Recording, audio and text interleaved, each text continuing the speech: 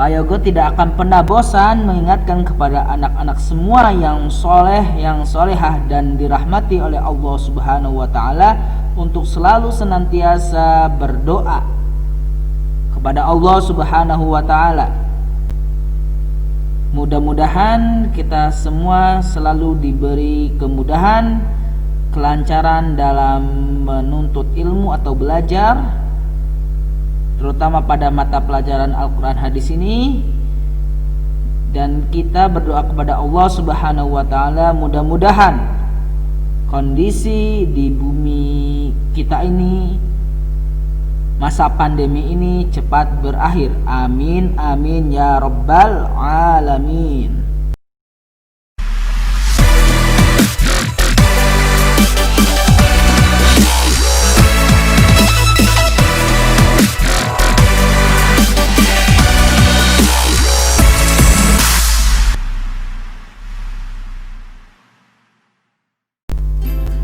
A'udzu billahi minasyaitonir rajim. Bismillahirrahmanirrahim. Assalamualaikum warahmatullahi wabarakatuh.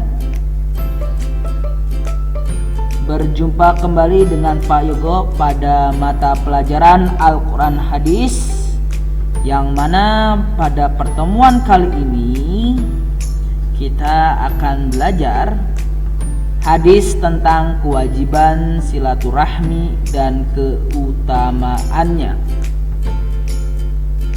Pak Yogo tidak akan pernah bosan mengingatkan kepada anak-anak semua yang soleh, yang solehah dan dirahmati oleh Allah Subhanahu wa Ta'ala untuk selalu senantiasa berdoa kepada Allah Subhanahu wa Ta'ala. Mudah-mudahan kita semua selalu diberi kemudahan, kelancaran dalam menuntut ilmu atau belajar, terutama pada mata pelajaran Al-Quran hadis ini.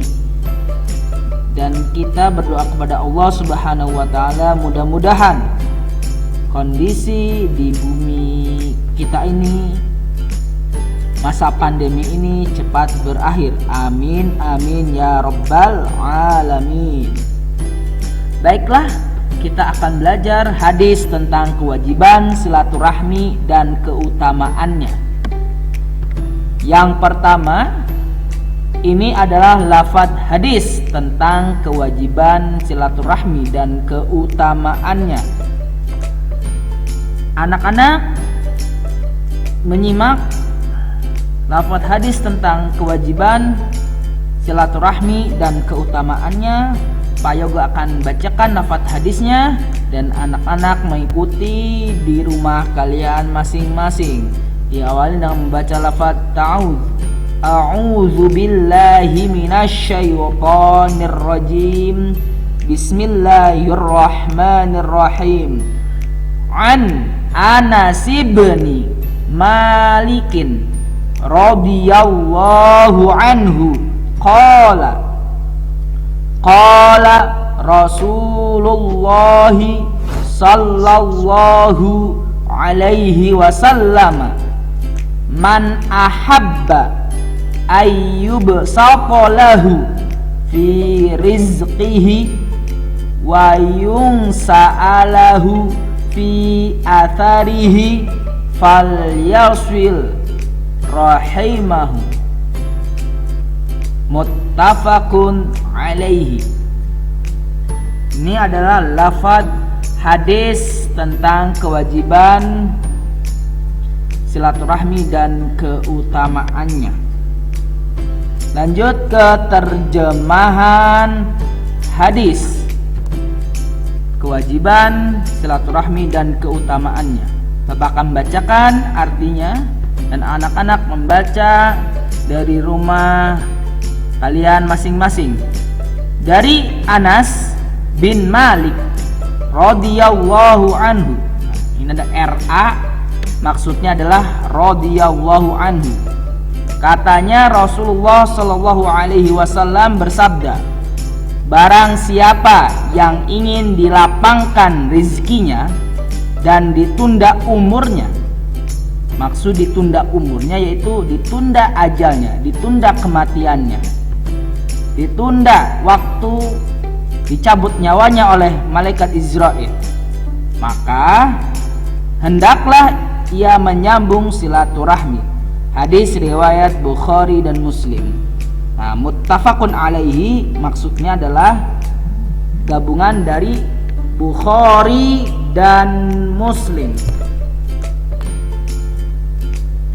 Sekarang kita menuju isi pokok kandungan hadis tentang kewajiban silaturahmi dan keutamaannya. Yang pertama, pengertian silaturahmi. Nah, apa sih silaturahmi itu? Silaturahmi adalah asal kata dari silah. Silah yang artinya menyambung. Jadi silah artinya menyambung. Dan rahim, jadi silaturahmi itu asal kata dari silah dan rahim. Maka rahim itu artinya kasih sayang. Jadi silaturahim artinya menyambung kasih sayang. Jadi yang silaturahmi berasal dari kata silah dan rahim. Silah artinya menyambung, rahim adalah kasih sayang. Silaturahim artinya menyambung kasih sayang. Yang kedua, dalam Al-Quran, keutamaan orang yang suka menyambung tali silaturahmi adalah Allah Subhanahu wa Ta'ala akan memberikan jalan keluar. Orang yang suka bersilaturahmi akan diberikan oleh Allah Subhanahu wa Ta'ala jalan keluar atau solusi dari setiap persoalan, dari setiap masalah yang kita miliki, dari setiap persoalan yang membelit kita, yang membuat kita menjadi susah. Dan barang siapa yang suka menjambung silaturahmi akan diberikan rezeki, akan dilapangkan rezekinya dari jalan yang tidak terduga. Wa yarzuqhu min haitsu la yahtasib. Nah, itu adalah salah satu penggalan ayat Al-Qur'an bahwasanya Allah Subhanahu wa Ta'ala akan memberikan rezeki dari jalan, dari arah yang tak terduga, yang mana kita tidak tahu dari mana rezeki yang kita dapatkan. Mungkin dari teman kita, mungkin dari orang lain, mungkin dari sahabat kita. Nah, itu Allah Subhanahu wa Ta'ala akan memberikan rezeki dari wasilah-wasilah yang Pak Guru sebutkan tadi, dari teman, dari sahabat, dari saudara dan sebagainya. Selanjutnya, dalam hadis, keutamaan orang yang suka menyambung silaturahmi akan dilapangkan rezekinya, akan dimudahkan rezekinya oleh Allah Subhanahu wa Ta'ala. Jika kita mencari rezeki, Allah Subhanahu wa Ta'ala akan memberikan kemudahan dan kelancaran untuk mendapatkan rezeki yang kita cari. Dan barang siapa yang suka menyambung silaturahmi akan ditangguhkan atau dipanjangkan umurnya. Jadi anak-anak, manfaat atau tujuan dari silaturahmi adalah melapangkan rezeki kita dan umur kita menjadi panjang.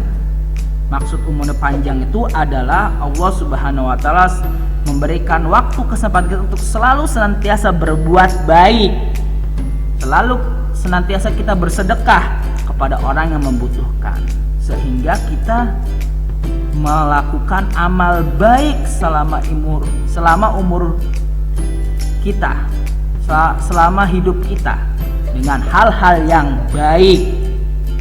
Contohnya ya tadi, bersedekah, menolong kepada orang yang ketika kesusahan. Insya Allah itu akan menjadi amal kita di hari akhir kelak. Selanjutnya, rezeki dan umur yang baik. Nah, Rezeki dan umur yang baik itu seperti apa, Nak? Rezeki dan umur yang baik adalah rezeki yang dipergunakan untuk di jalan Allah Subhanahu wa taala. Jadi rezeki yang baik adalah rezeki yang digunakan untuk jalan Allah Subhanahu wa taala. Contohnya menginfakkan, mewakafkan apa yang kita miliki untuk jalan Allah. Contohnya menyumbang masjid, menyumbang pembangunan masjid, memberikan santunan kepada anak yatim piatu, memberikan makan kepada orang fakir dan miskin. Itu adalah rezeki yang baik. Kemudian umur yang baik. Nah, umur yang baik adalah umur yang dipergunakan untuk di jalan Allah, dipergunakan untuk ketaatan kepadanya. Umur yang dipergunakan untuk selalu senantiasa beriman dan bertakwa kepada Allah Subhanahu wa taala dengan selalu senantiasa menjalankan apa yang diperintahkan oleh Allah Subhanahu wa taala dan menjauhi segala larangan-larangan Allah Subhanahu wa taala. Insyaallah itu adalah umur yang baik. Umur yang baik adalah umur mengisi umurnya, mengisi sepanjang hidupnya untuk hal-hal yang baik. Diisi dengan hal-hal yang baik, diisi dengan amal-amal yang baik. Selanjutnya, dalil naqli yang menjelaskan kewajiban silaturahmi atau ayat Al-Quran yang menjelaskan kewajiban silaturahmi. Yang pertama itu ada Quran surah At-Talaq ayat 2 dan 3. Jadi ini ada satu saja dalil naqli yang menjelaskan kewajiban silaturahmi, yaitu Quran surah At-Talaq ayat 2 dan 3. Quran surah At-Talaq ayat 2 dan 3 berisikan atau penjelasan janji Allah akan memberikan rezeki dan kebebasan kesulitan. Jadi di Quran surah At-Talaq ayat 2 sampai 3 itu menjelaskan tentang janji Allah Subhanahu wa taala kepada orang-orang yang beriman, kepada orang-orang yang bertakwa kepada Allah Subhanahu wa taala, yang mana dengan ketakwaan kita dan keimanan kita kepada Allah Subhanahu wa taala, Allah berjanji akan memberikan rezeki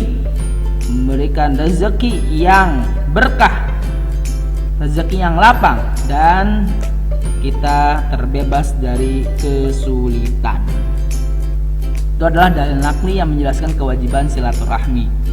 Ya, salah satunya Quran surah At-Talaq ayat 2 dan 3 yang menjelaskan janji Allah akan memberikan rezeki dan kebebasan kesulitan.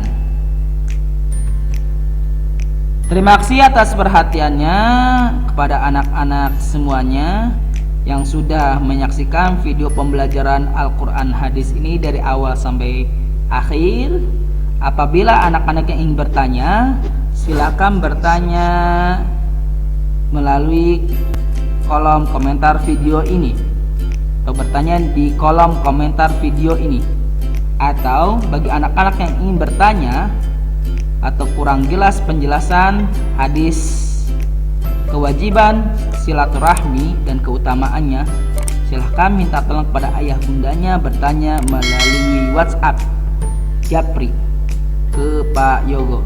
Sekali lagi terima kasih atas perhatiannya. Kurang lebihnya Pak Yogo mohon maaf. Usikum wa nafsi bitaqwallah. Assalamualaikum warahmatullahi wabarakatuh.